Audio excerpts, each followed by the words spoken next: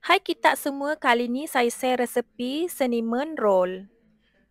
Atas roti tu saya sapu dengan cream cheese.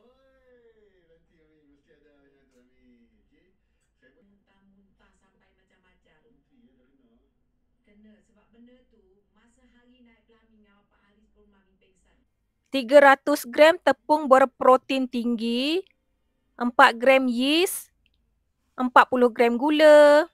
Gaul bagi sebati dulu. Baru masukkan 1 sudu teh krim super, 2 biji kuning telur grade B, 85 gram susu full cream, 85 gram air sejuk. Pukul adunan ni menjadi dough.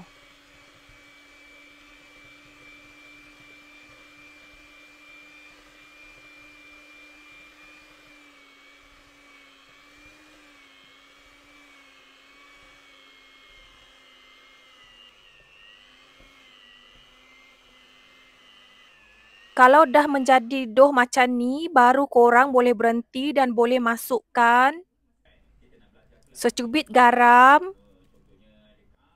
40 gram butter ataupun margarin.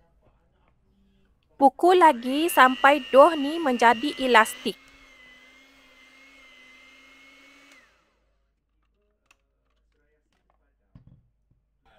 Kemudian rehatkan dough ni selama 30 minit.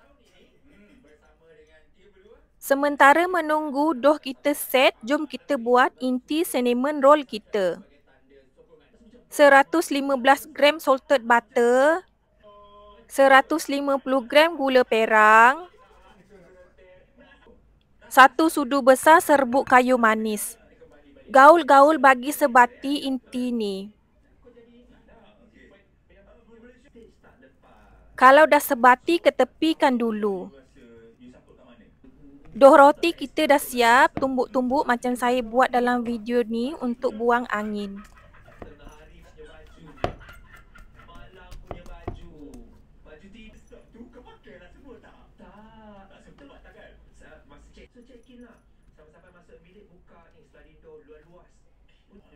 Dough tu korang lepehkan macam saya buat dalam video ni.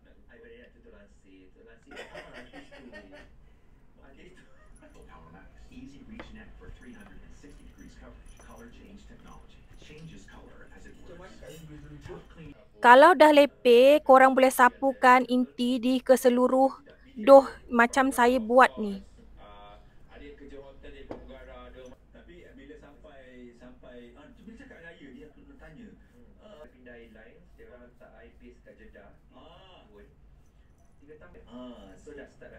Lepas tu, bolehlah korang gulung kemas-kemas roti kita ni.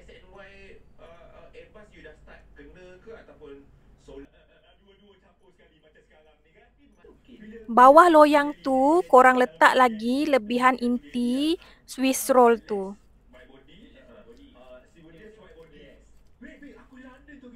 Ratakan macam saya buat dalam video ni.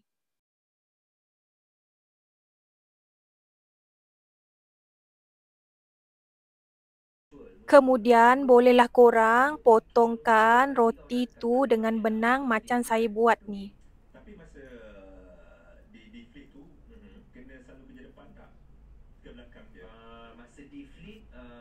Susun dalam loyang 8 inci. Kemudian rehatkan lagi dough roti tu selama 1 jam. Dough ni saya dah rehatkan selama 1 jam. Sebelum saya bakar, saya tuang dengan whipping cream. Bakar roti ni selama 18 minit suhu 180 darjah Celsius. Bakar guna api atas dan bawah. 2 sudu besar butter, 100 gram cream cheese, 100 gram gula icing. Pukul bahan-bahan ni sampai betul-betul sebati. Yang ni topping untuk disapu atas Swiss roll kita nanti kalau dah masak. Kalau dah sebati macam ni, roti Swiss roll kita dah masak, korang terus sapukan atas roti yang masih panas.